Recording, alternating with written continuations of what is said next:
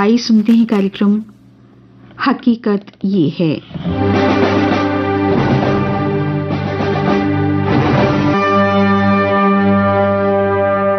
श्रोताओं नमस्कार, स्वागत है आपका हकीकत ये है कि आज के अंक में। सामान्य आप बखूबी वाकिफ हैं कि इस प्रोग्राम में हम भारत पाक ताल्लुकात पे चर्चा करते हैं। आज इसमें शिरकत कर रहे हैं वरिष्ठ पत्रकार विवेक सिंह और संजीव शर्मा। बातचीत की शुरुआत कर रहे हैं विवेक सिंह। श्रोताओं, हकीकत ये कार्यक्रम में आपका एक बार फिर स्वागत है। मैं विवेक सिंह हूं और मेरे साथ स्टूडियो में मौजूद हैं वरिष्ठ पत्रकार संजीव शर्मा। जैसा कि आप जानते हैं कि इस कार्यक्रम में हम भारत पाकिस्तान के ताल्लुकात पर चर्चा करते हैं। हमसाया मुल्क हैं और इनके आपसी संबंध जो हैं वो बहुत जरूरी हैं, एक दूसरे के हालात जो हैं वो प्रभावित करते हैं। तो इस समय तो पाकिस्तान के जो हालात हैं वो विश्व की पूरी दुनिया की निगाहें उनके ऊपर है कि कैसे एक सियासी ड्रामा वहां चल रहा है जिसमें उनकी फौज भी इन्वॉल्व हो चुकी है। पकड़ धकड़ का काम चल रहा है, आर्म्स एक्ट वहां पे लगाया जा रहा है, आर्मी एक्ट लगाकर वहां पे पकड़ धकड़ लोगों को, मतलब फौज जो है डोमिनेट कर रही है वहां के हालात को।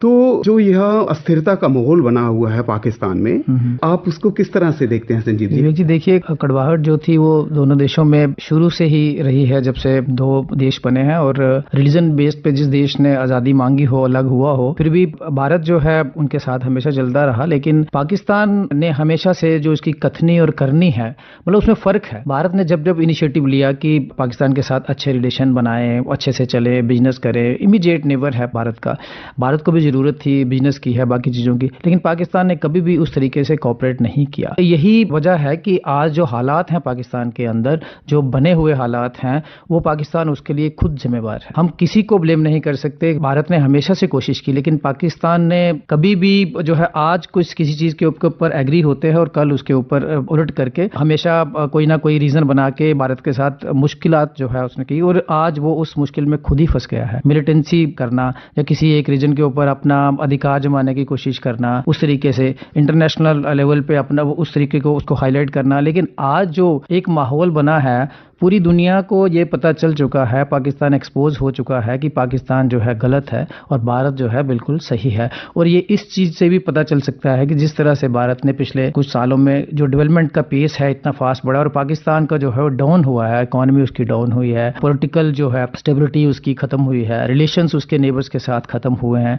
यही वजह है कि जो मतलब वहाँ पे जो एक आप पॉलिसी कहो, जहाँ आप इस तरीके से लेके चलो कि आदमी का जो है नीयत साफ नहीं होगी, तो इस तरीके की चीजें ऐसी ही। संजीव जी, भारत और पाकिस्तान जो मुल्क हैं वो दोनों एक ही दिन आजाद हुए। हाँ। एक देश में जो है जमहूरियत पनपी, मजबूत हुई और लगातार मजबूत हो रही है। एक देश है यहाँ पे जो है जमहूरियत पनप ही नहीं पा रही है। वहाँ की जो राजनीतिक हालात देखें तो उसमें फौज जो है वो बड़ी ज्यादा ताकत रखती है। इमरान खान फौज की मदद से ही शासन में आए। हाँ। अब फौज ने ही उनको गिरा दिया। देखिए, फौज का क्या है, डोमिनेशन वहाँ ज्यादा बन गई। जो मैं समझता हूँ, मेरी अपनी एक सोच है कि जब आप एक लड़ाई का रुख बना के रखो किसी के साथ, तो आप जो आपके घर में जो लड़ने वाली चीज़ है, जैसे पॉलिटिकल सेटअप होता है, उसके साथ आप इंटरनेशनल लेवल पर प्रेशर बना सकते हो, जब बाकी चीज़ें कर सकते हो। आप अपनी फौज को हमेशा तैयार करते हो कि आपने हमारा जो हमसाया है उसके साथ लड़ना है आपने, और एक किसी पोर्शन को या उसका वो हथियाना है उसके साथ लड़ने की हमेशा तैयारी करते रहते हो, जब आपके साथ आपसे बहुत ज़्यादा मजबूत है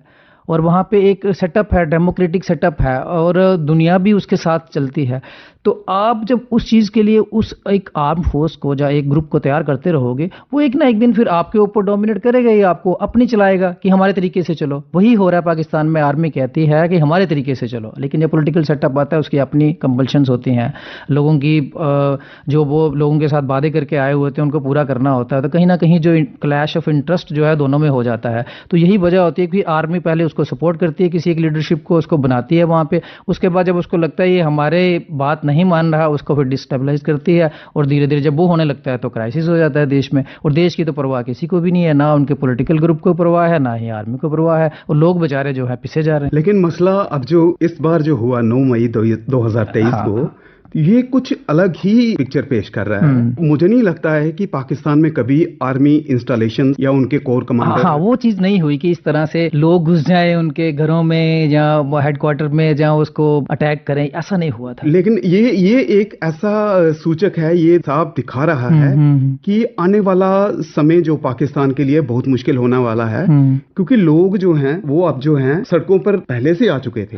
लेकिन आर्मी के ऑफिसर्स के अंदर, इंस्टॉलेशंस के अंदर घुस जाना, ये एक जो है एक बड़ा ही मतलब इसके भयानक परिणाम हो सकते हैं। इसके परिणाम हो सकते हैं और अप्रहेंड कर रहे हैं हम लोग, ये देख रहे हैं कि ये चीज जल्दी ही हो जाएगी, इसको ज्यादा समय नहीं लगेगा जिस तरीके से चीजें चल रही हैं। क्योंकि पाकिस्तान में इतने सीनियर ऑफिसर के मतलब रेजिडेंस कहो, जो ऑफिस कहो, वहां पे लोगों का उस तरीके से घुसना, इसका मतलब ये साफ दर्शाता है कि लोग गुस्से में हैं, लोगों के पास काम करने के लिए नहीं है, खाने के लिए कुछ नहीं है, बाकी उनको फ्यूचर जो है बिल्कुल जब डार्क दिखता है तो फिर वो इसी तरह की एक्टिविटीज करते हैं। हमने और भी देशों में देखा है कि छोटे देश होते हैं यहाँ पे ये बड़ी प्रॉब्लम होती है। पाकिस्तान फिर भी थोड़ा बड़ा देश है और उसमें रीजन जो है अलग अलग है, वैसे ही बड़ी आवाजें निकल रही एक दो रीजन से कि वो अलग आजादी चाहते हैं इस तरीके से। तो जब आपकी इकॉनमी नहीं होगी, आर्मी आपके साथ ऐसा करेगी, तो इंटरनल जो है जब लोगों का पब्लिक जो है आ जाएगी, तो मैं तो ये भी देख रहा हूँ कि पाकिस्तान कहीं और हिस्सों में ना बढ़ जाए। लेकिन ये सोचने वाली बात है कि जिस देश में आटे के लिए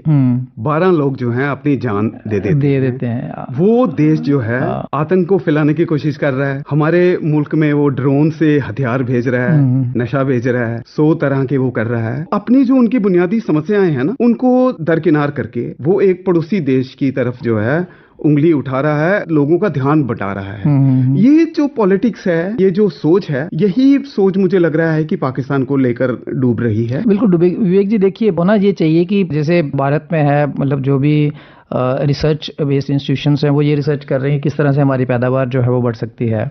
जो खान पान की चीज़ें हैं लोगों की, जो हम विदेशों से मंगवाते हैं, वो भी देश में उनकी वो उपज हो और यहाँ से हम खुद ही सेल्फ रिलायंट हों। पाकिस्तान में देखिए, उन्हीं खेतों में जहाँ कनक उपजती होगी, चावल लगते होंगे, वहाँ पे आप जो ड्रग्स है उसके आप खेत लगा रहे होंगे, उसको आप तैयार कर रहे हैं, लोगों को उस तरफ लेके जा रहे हैं आप सारा, और फिर उसको उठा के आप दूसरे देश में जो है उसको फेंक रहे हैं। वहाँ के यूथ को आप स्पॉइल कर रहे हैं। आप वहाँ के यूथ को स्पॉइल नहीं कर रहे, अपने लोगों को भी।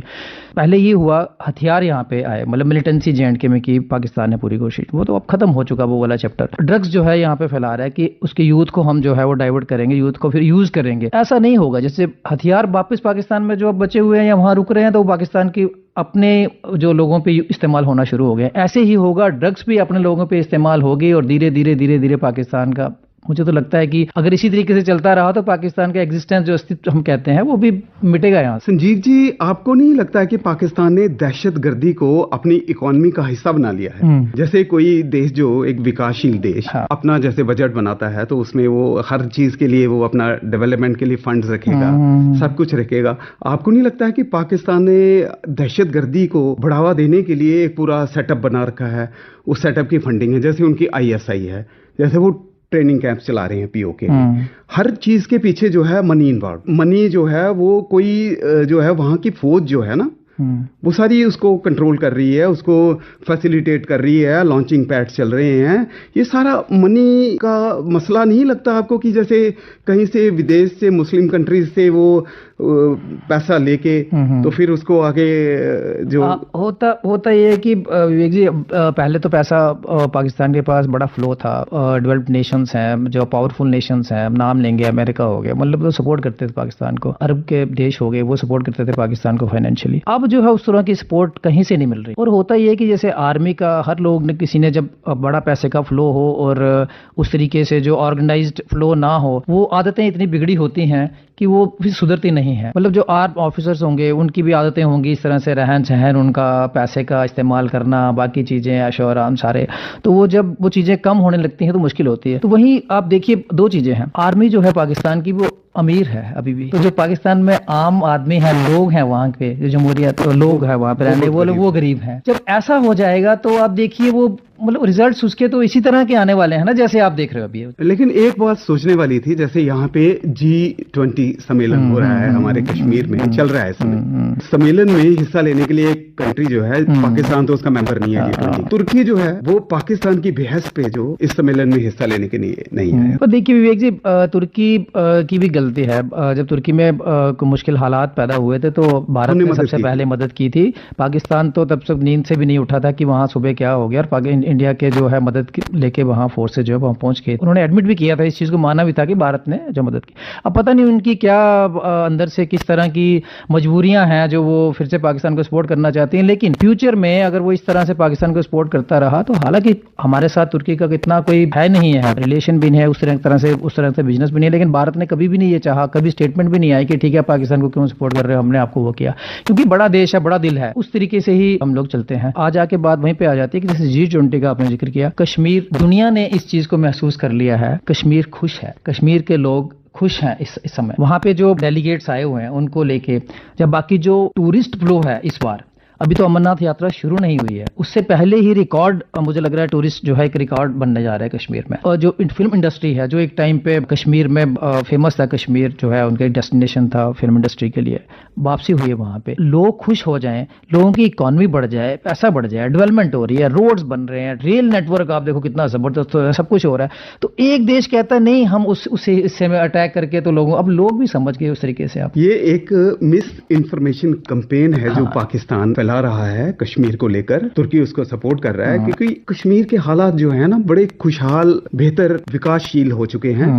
1,80,00,000 टूरिस्ट जिस जगह पे जा रहा हो, तो आप इमेजिन कर सकते हैं कि उसकी इकोनॉमी कितनी फ्लोरिश कर रही है। अब G20 जो सम्मेलन है उसमें कितने देशों के प्रतिनिधि हिस्सा लेने आए हैं जो आकर वहां पे खुद देखेंगे कि वहां के हालात कैसे हैं। यही तो पीस जो है, ये पाकिस्तान और उसको जो मुट्ठी भर देश जो उसको सपोर्ट कर रही हैं, जैसे आप देख लिए चाइना जो है, चाइना भी बाइकआउट कर रहा है इसको। वो चाहते नहीं है कि जो कश्मीर की सही पिक्चर है वो वर्ल्ड के सामने आए, क्योंकि पाकिस्तान जो है कश्मीर का नाम लेकर एक मिस इन्फॉर्मेशन कैंपेन चलाता है, जिसकी यहाँ पे आके पुष्टि हो रही है, आके खुद लोग देख रहे हैं कि ये तो एक झूठ बोलने वाला देश है। जैसे जो पावरफुल नेशंस होते हैं ना, जो मैटर करते हैं, जो नेशंस वर्ल्ड में, अमेरिका हो गया, रशिया हो गया, ब्रिटेन हो गया, या ब्रिटेन के साथ यूरोपीय यूनियन भी कह लें हम लोग, वो रियलाइज कर चुके हैं कि पाकिस्तान का कोई क्लेम वहाँ जो कश्मीर को लेके है जो उस तरह से नहीं है। अब चाइना को ये लगता है कि कहीं ना कहीं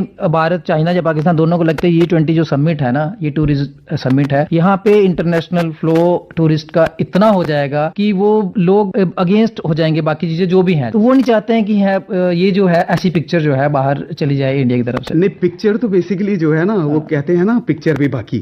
गुलाम कश्मीर के हालात देखिए, वहां पे गुलाम कश्मीर में प्रोटेस्ट चल रहे हैं कि हमें भारत का हिस्सा बनाइए, क्योंकि वो लोग बीच में पिस रहे हैं। उनकी हालात भी पाकिस्तान में रहने वाले माइनॉरिटीज की तरह हैं, जो जिनको कुछ नहीं मिल रहा है, जो बीच में पिस रहे हैं। किसी की जमीन पे वो टेररिस्ट कैंप चला के वो आतंक का विरोध करते हैं क्योंकि उनकी जमीन का इस्तेमाल किया जा रहा है। वो जो है हकीकत बयां कर रहे हैं वहां के हालात। अच्छा, आप यूक्रेन में देख लीजिए, वहां से जब भारतीयों की वापसी शुरू हुई थी, वहां पे जो पाकिस्तान के विद्यार्थी थे, उन्होंने झंडे किसके उठाए थे? उन्होंने झंडे उठाए थे इंडिया के। इंडिया के झंडे उठाने का सिंपल सा मतलब है कि उनको अपने देश से ज्यादा इंडिया पे अपने हमसाया मुल्क के साथ भरोसा है। पाकिस्तान अपने ही लोगों का विश्वास जीत नहीं पाया है, और ये बड़ी प्रोलॉन्ग्ड बात है। इसमें देखो कोई सुधार नहीं हो रहा है, होगा ही नहीं। पाकिस्तान को ये चीज ना मान लेनी चाहिए दिल से कि कश्मीर का जो राग है उसको अलापना बंद कर दे। अब देखिए, यहाँ पे 370 को लेके कुछ लोगों की धारणा थी हम अलग से हैं, कुछ है वो खत्म हो गया। लद्दाख अलग से हो गया है, जम्मू कश्मीर अलग हो गया है, एक ही हिस्सा POK है, पाकिस्तान ने ऑक्युपाई किया हुआ है, बल्तिस्तान है, वो हमारी कमिटमेंट। हाँ, वो आप कहो कि हम उसको रीजनल, आप अपने लोगों को जो आपके पास हिस्से हैं उसको संभालिए। मुझे तो लगता है आने वाले 8-10 सालों में जो हिस्से 3, 4, 5 टुकड़े ना हो जाए पाकिस्तान के, जिससे देखिए, माता शारदा पीठ को लेकर हमारे गृह मंत्री ने यहाँ पे एक बयान दिया था जम्मू कश्मीर में। जी। उस बयान की प्रतिक्रिया वहां पे हुई गुलाम कश्मीर में।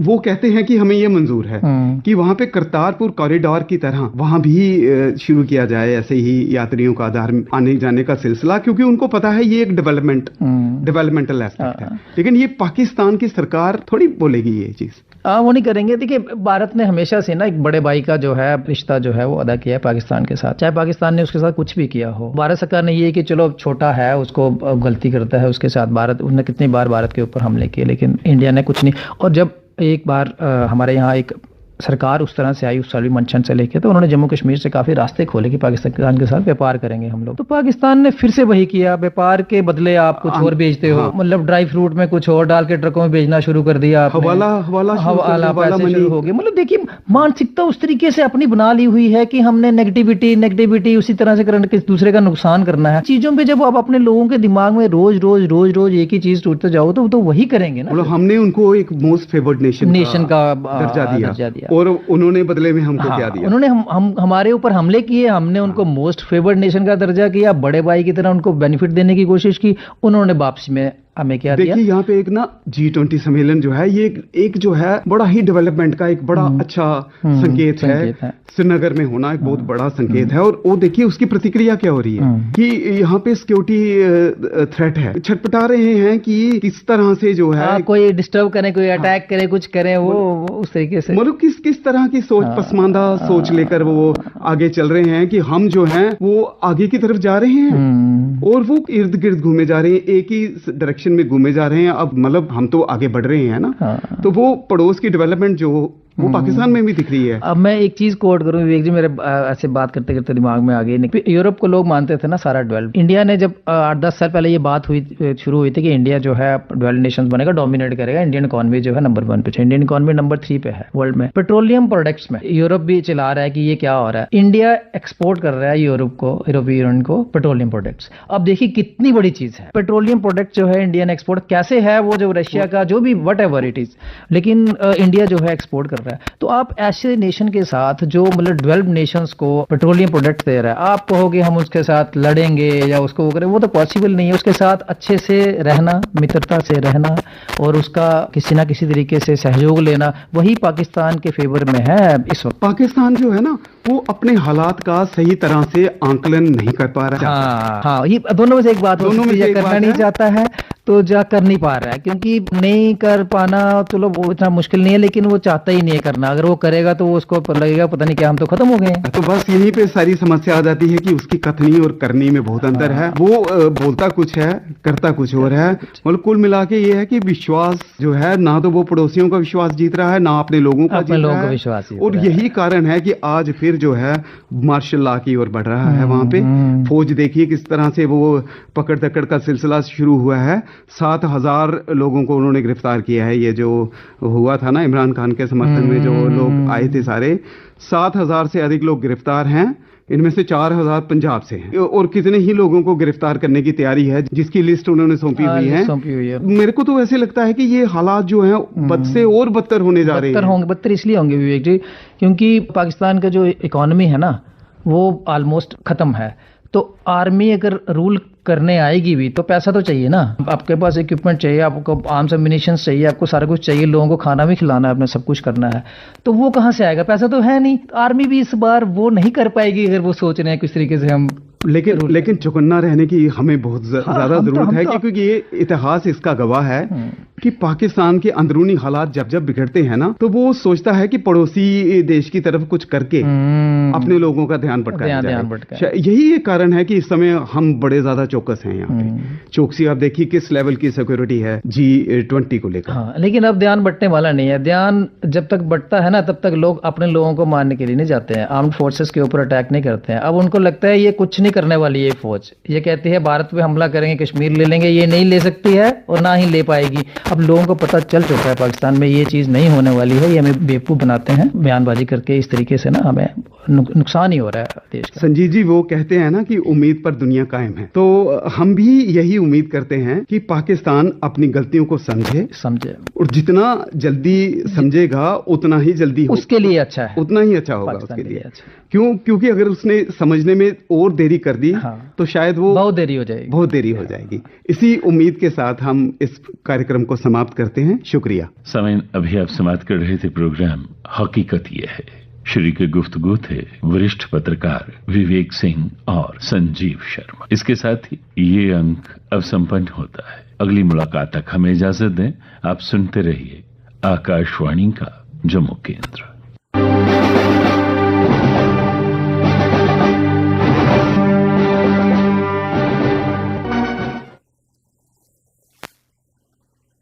आप सुन रही थी कार्यक्रम हकीकत ये है।